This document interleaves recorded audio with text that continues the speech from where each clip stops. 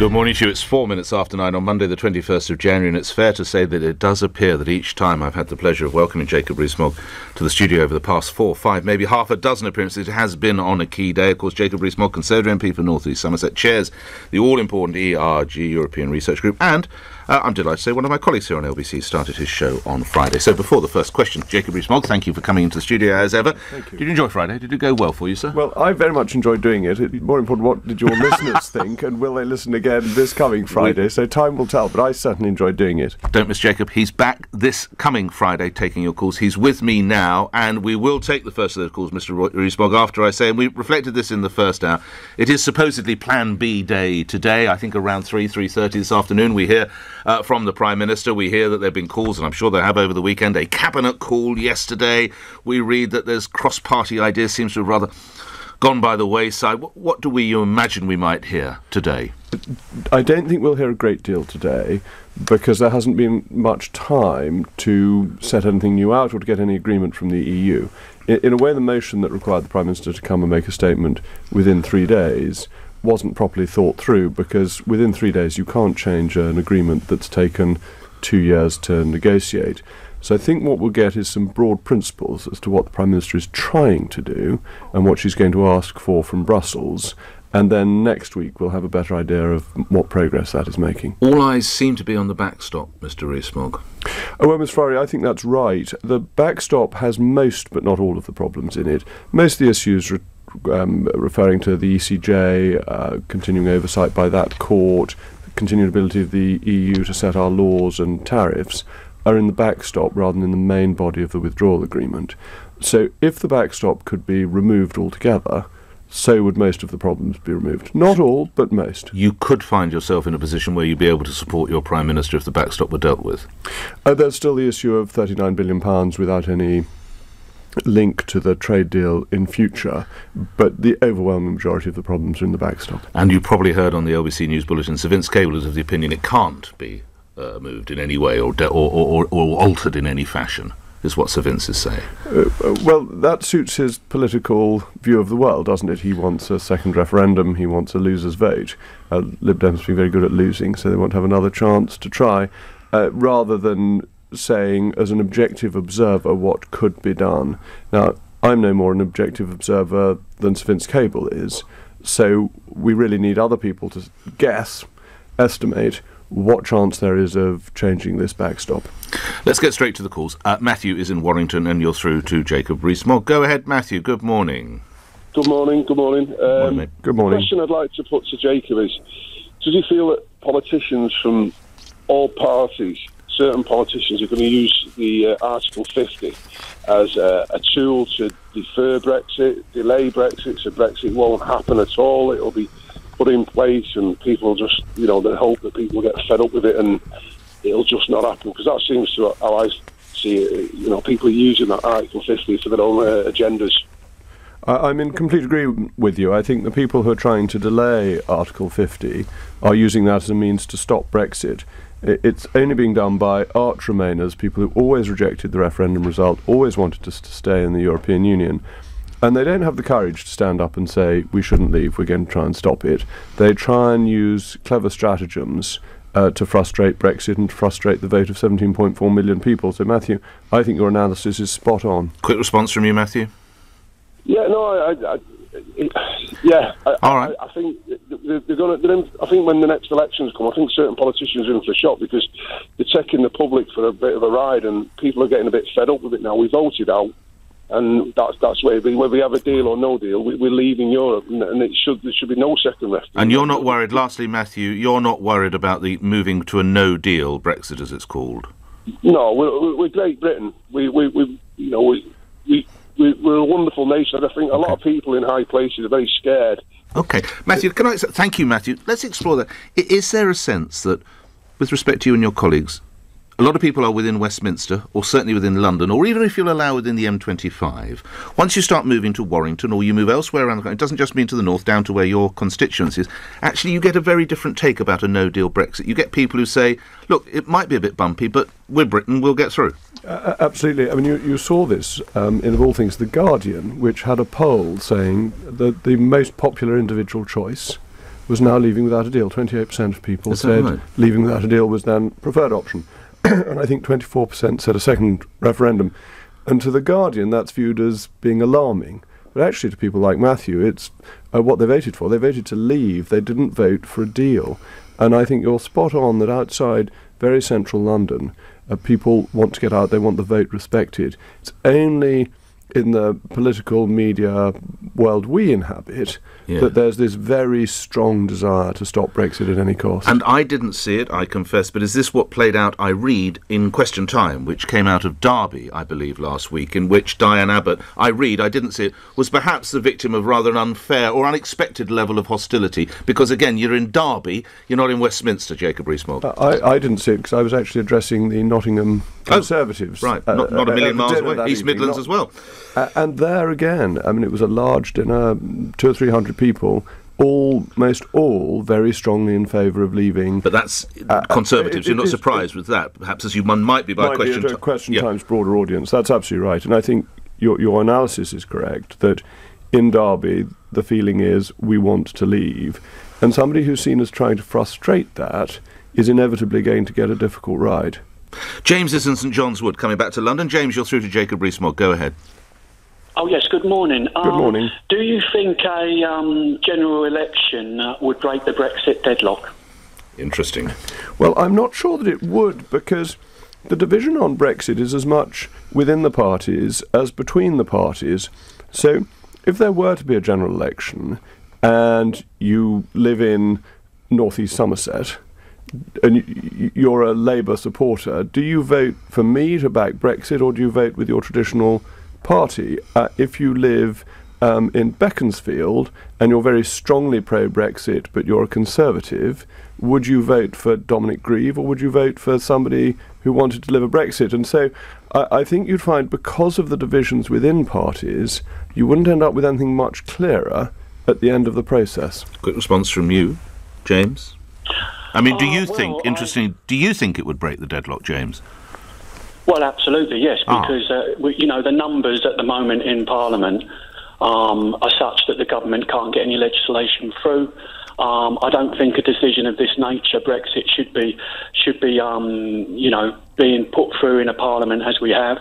Right. I think there's every argument that parliamentarians should take control of Brexit because there is no government. But do you see the point that Mr Rees-Mogg makes, and I'll put you straight back to him after you answer this, James, which is, if I happen to be a constituent of, say, Anna Soubry or Dominic Grieve, and I am a Conservative, how can I vote Conservative? Because I possibly will have seen their actions do nothing but frustrate a Brexit, James. What do I do then?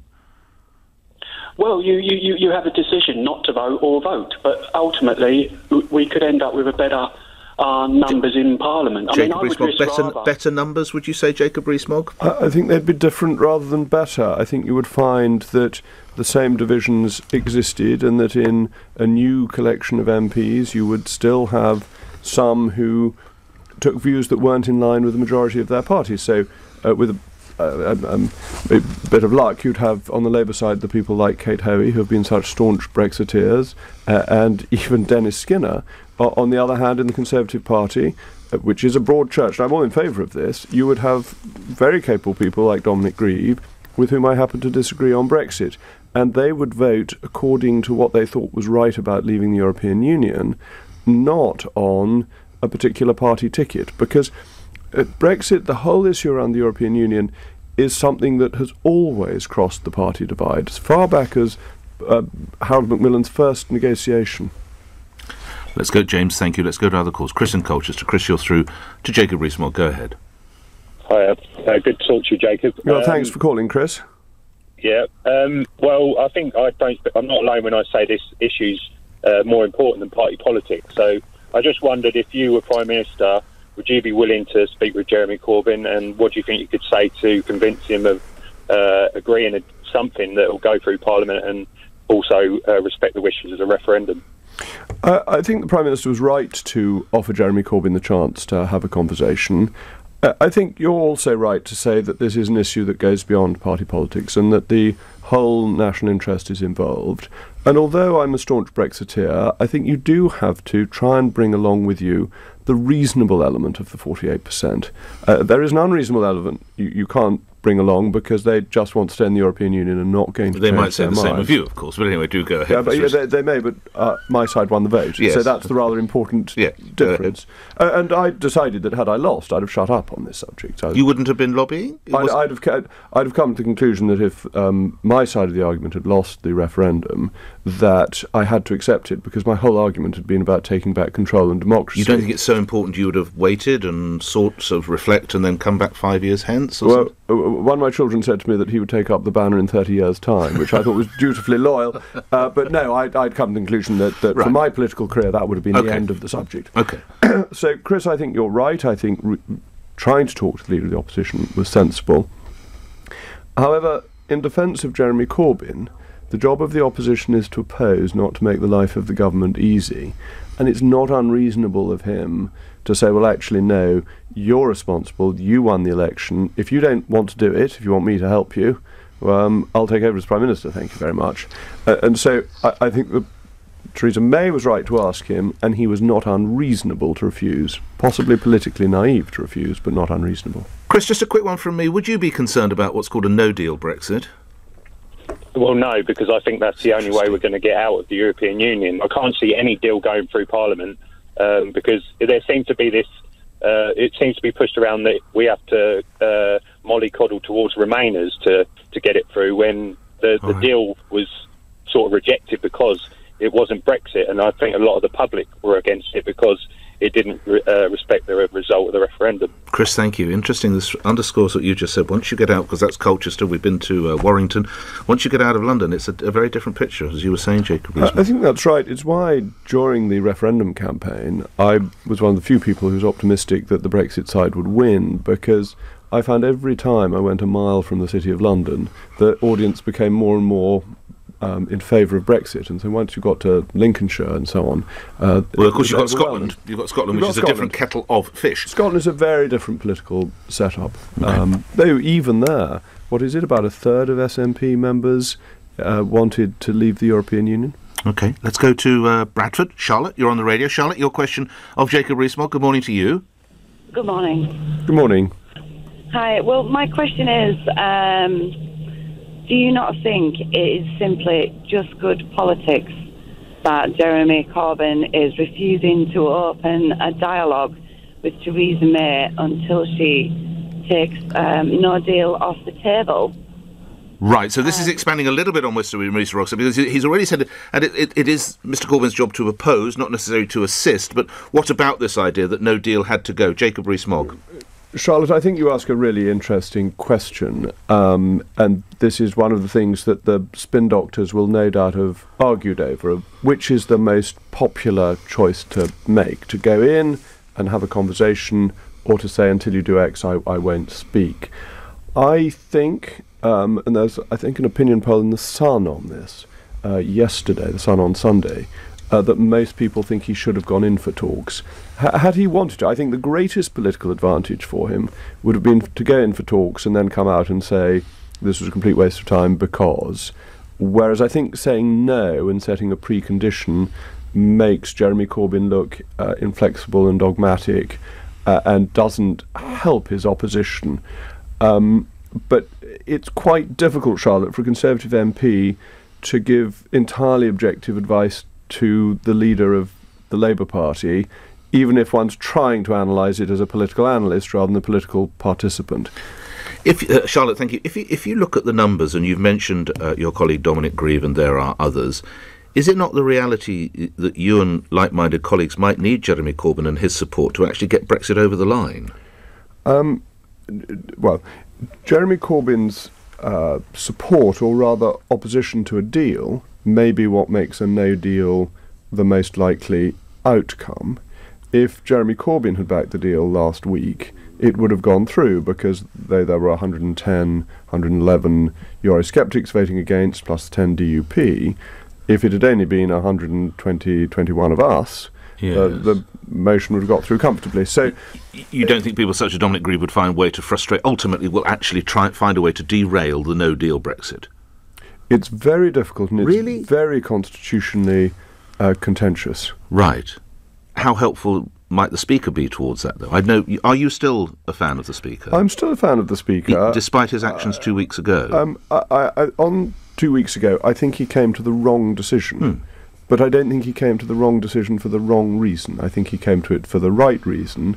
But I don't think the full consequences of reinterpreting the word forthwith had been thought through, because it's a word that runs through standing orders. Right. And I'm sorry, this is very obscure for your listeners at 20 past 9 in the morning. Yeah. But it had consequences beyond one day's debate. So I think his broad principle that Parliament should debate what it wants is right, but I think it would be wrong to take it from that to say that legislation must be taken charge of by the House of Commons without it being a cooperation between the government and the Commons, which it has always historically been. I mean, this is completely novel constitutionally, other than I think the bare bones Parliament. And going back to the bare bones Parliament would be a mistake. It didn't work. And if you were a betting man, Mr. Rees Mogg, before we go to the next call, and I promise, John, I'm coming to you, what would your money be on currently? A redone deal? A no deal? A delay? Where would you put your money? OK, I think if you were to rank them, the most likely is no deal. The second most likely is a redone deal. Third is delay. And fourth, a long way behind, is not leaving at all. And a people's vote, as it's so called? I think the loser's vote is... It doesn't even come out of the paddock. No, it doesn't even go around the parade ring. It's got remarkably little support. It'd be very divisive in the Labour Party. Most Conservatives don't want it. And some, I have to say, there's a chunk of quite vocal Conservatives who quite like the idea, isn't there? Yes, but there's a great line about Edmund Burke about how you hear the crickets in the field rather than noticing the great oxen standing by. And I think we rather hear the crickets in the field on this particular issue. John's in Woking. Thank you for hanging on the line. John, you're through to Jacob Rees Mogg. Go ahead. Good morning, Jacob. Good morning, John. Good morning, sir. Go ahead, John. Thank you. I think you've partially answered my question earlier. Besides the backstop, what else has got to go out of the present deal? Yes, you did briefly touch on that at the start, Mr. Rees Mogg. Do you remember? Well, let me set out some of the difficulties rather than what has to go, because inevitably this is a negotiation and you don't get everything that you want. I think in the implementation period it is problematic that laws can be set for the UK over which we have no say. And that could be 21 months, but it could be extended under the current deal by 1 to 2 years. So I think that is an issue. I think there is a major issue with the £39 billion being paid without us knowing what trade deal we're getting. So we use up most of our leverage without getting anything in return. And the ECJ retains jurisdiction over the money payments that we make, which could last for up to 60 years, and over citizens' rights for 8 years. These are important problems. I think they're lesser problems because they're all time limited. Even the jurisdiction of the ECJ over the monetary payments, by the time we've got beyond 4 years, the area where they will have jurisdiction would be incredibly narrow. It would be on whether somebody's entitled to a pension or not, pretty much. John, thank you. Question from me. You may have seen the report that it is possible that Jean-Claude Juncker, who's due to retire later this year, there is growing feeling in Brussels that he should stay on to help with the Brexit process, prospect, whatever you want to call it. Jacob Rees Mogg, would you like to see Mr Juncker stay in post? I did see that, and I was asked to comment by a newspaper on this question, and it's quite difficult to think of something to say without being unduly unkind to Mr Juncker, which I don't want to be, because I'm sure he is a very loyal servant of the European Union. But one slightly feels if Mr Juncker is the answer, it must have been a silly question. Let's move to other calls. Belfast. Martin's in Belfast. You're through to Jacob Rees Mogg. Go ahead, Martin. Morning to you. Good morning, Nick. Good morning, Jacob. Morning, Martin. Yeah, Jacob, I'd just like this reference to the recent events in Derry and the car bomb over there. Can you not see the consequences for us over here with the pushing for the removal of the backstop? Well, I mean, I have to ask you, do you think the events on Saturday are in some way linked with Brexit then, Martin? Is that what you're saying? The bomb? Yeah, absolutely. You do? It's just an attempt to raise tensions and put pressure. Okay. So now Well, stay on the line. It's obviously a very grave matter. Jacob Rees Mogg. Martin, I think the issue on the hard border is one that is very clear, that nobody is going to impose a hard border. But will things be different once we've left? Yes, they will, because the country voted to leave the European Union. And you can have any necessary checks away from the border, as there already are in relation to excise, VAT, immigration, and other issues. So I don't think there needs to be a fundamental change of the border. There's a change of degree rather than of principle. As for the car bomb, I think British politicians must always be very, very clear that policy will not be changed because people go around with bombs. That cannot be allowed to happen. That if you say, well, there's a car bomb that's gone off in Derry County, Londonderry, then you have to refuse that and say we must enforce law and order, not that we will change our policy. Martin? Yeah, I understand that, Jacob, but to the people here, we see this as a possible return to the way it is, and there is a small element who would like to see an upsurge in violence, and they're looking for any excuse at all. And when they look to Westminster, they see more pandering to the DUP and the ERG to remove the backstop, which makes them people who are prone to violence think, well, they obviously don't care about us over here. Let's start it all up again. Okay, well, first of all, one of the reasons we're so involved in the backstop and the issues around Northern Ireland is because we do care very much. It's very important to British politicians, regardless of where their constituencies are. But it was very reassuring, Martin, I thought, that Sinn Féin immediately condemned this and said there was no place for it, which wasn't true in the 1980s. This is, the representatives democratically of republicanism have now turned away from violence, and that immediate and unequivocal condemnation, I thought, was a very important and encouraging signal for how far things have moved on. I mean, some of us remember the response that used to be given, to the extent that Sinn Féin's words had to be read by actors on television and on the radio, because it was thought so unfortunate the way they refused to condemn attacks. And Margaret Thatcher made the comment about the oxygen of publicity. But yesterday they were extremely forthright, and that is really very good news. Today, thank you for your call, Martin. Today was what's known as Settled Status Day, in which EU citizens living in this country start the process by which they can stay post-Brexit. And I've taken two calls, one from a gentleman from Poland and one from Italy, who both said, in one instance they came here 15 years ago, another little less.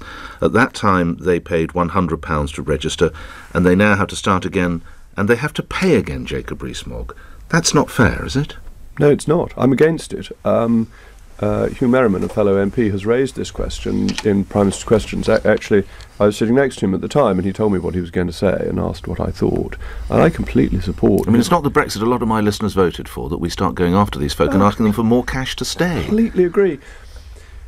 It's absolutely fine that when you or I need a passport, that we register. Pay for it, because yes, absolutely. We want the passport. We want to go abroad. We want to use it for some purpose. Likewise with the driving licence.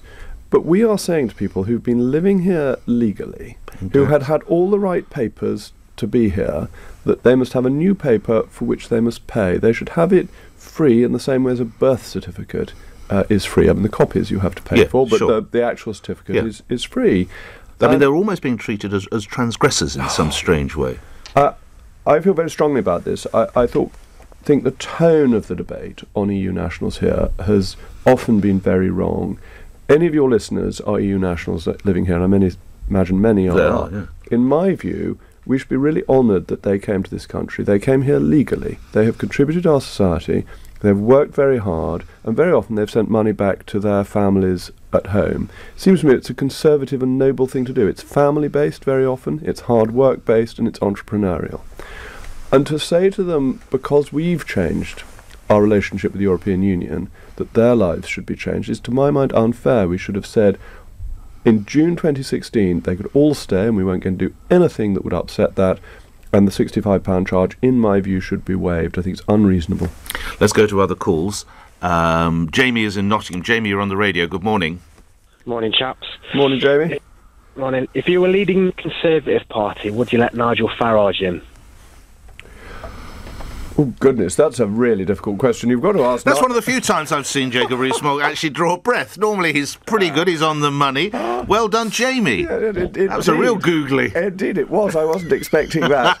And the answer? And the answer is, I suppose, would Nigel want to join? Yeah. Never mind that, what would you do? Look, I think if the Conservative Party could reunite with the reasonable elements of UKIP, that would be very good news, and Nigel would be part of that. I think the problem at the moment is that UKIP, with its links now to Tommy Robinson, has become... Which Nigel Farage is totally opposed to. That's right. Yeah.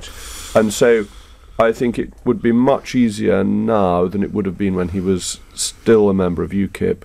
It may be a little bit early, though personally I hold Nigel in the highest regard and think he was one of the people who was instrumental in delivering Brexit. So I think it's almost, but perhaps a little bit more purdah is required. Jamie, good question. Let's fit in one last one. Valentine and Bromley. Your question, last one for the day. Go ahead. Hi, good morning, Jacob. Morning, what Valentine. I wanted to know was, to me, it seems very disingenuous for you to claim that we've had our referendum and we can't have a second vote or think about it when, according to this post I saw on Sky News the other day, the 24th of October 2011 at 9 a.m, you tweeted we could have two referendums. As it happens, it might make more sense to have the second referendum after the renegotiation is completed. So I want to know what's changed all of a sudden now that we've had the referendum and obviously the Leave side have won. And my second point is... Well, Jacob Rees-Mogg is one of a number. Michael Gove also had a tweet reminded Dr. Liam Fox, Jacob Rees-Mogg, your view on this. Valentine, there's a really simple answer to this. I didn't join Twitter until 2017, so how I put out a tweet at 9 in the morning on whatever date in 2011, I really don't know. It's not the real Jacob Rees-Mogg. No, it's not a tweet. It's completely dishonest. Oh, I see. They've just simply not mopped it true. And Sky really shouldn't broadcast things that are dishonest. I wasn't on Twitter. I made a speech where I made reference to the ideas around the second referendum, which you can look up in Hansard if you've got nothing better to do. And your view of a second referendum? My view of a second referendum was that what David Cameron should have done was have a mandate referendum so that he could go to the EU saying, look, this is the situation in the country, renegotiate, and then put his deal all leaving to the country. I see. But he didn't do the first bit, and therefore we had the final referendum as the only one. And this is clear in my speech, so I'm sorry to say, Valentine, you've been misled by dishonest people. Lastly, and I will be quick, your colleague Sajid Javid stands accused of not moving cutters quickly enough to the English Channel. We saw another troubled weekend. It's taken 3 weeks, and he said he'd seized control. How disappointed are you? Well, it's not easy to keep the channel completely clear of people in small boats. There are lots of small boats. You can move 2 cutters from Malta and Gibraltar, respectively, Mr. Rees-Mogg, having said you would. Well, are the cutters under his control? Yes, they're border control. What are they doing in Malta in the first place? The Lord only knows. I mean, I'm completely mystified. Why are we... Malta is no longer the concern of the UK in terms of who lives there, though it was for a very distinguished period in its history. Look, I don't know the answer to the movement of cutters. I think it is difficult to enforce the sea border effectively always, but the numbers ought to be kept in proportion. They are much smaller than those going into other countries. And I never thought I'd ask you a question about the secret of your biscuit tin, but it is reported that at a champagne celebration or meeting that you had, and you're perfectly free to serve champagne or whatever you should choose, a number of MPs, one of whom was Kate Hoey of the Labour Party, came to your London property. You served a very fine champagne. They got a little tiddly, and they ate you out of digestive biscuits. Is this true? Well, it turns out to be almost true. I spoke to Nanny about this, who is the authority on biscuits in the Rees Mogg household, and she keeps the supply hidden away so that the children don't eat them all. So if only we'd known where Nanny's secret supply was kept, I could have fed my guests a few more biscuits. So you did run out, but there was a secret stash. There was a secret stash. Who ate the most, Boris, Kate? I don't know, because I wasn't eating any biscuits. Jacob Rees Mogg, you're back on LBC from 6 if we don't speak to you before that, and I imagine it will be, in a sentence, another Brexit week you will reflect on this Friday. I think inevitably.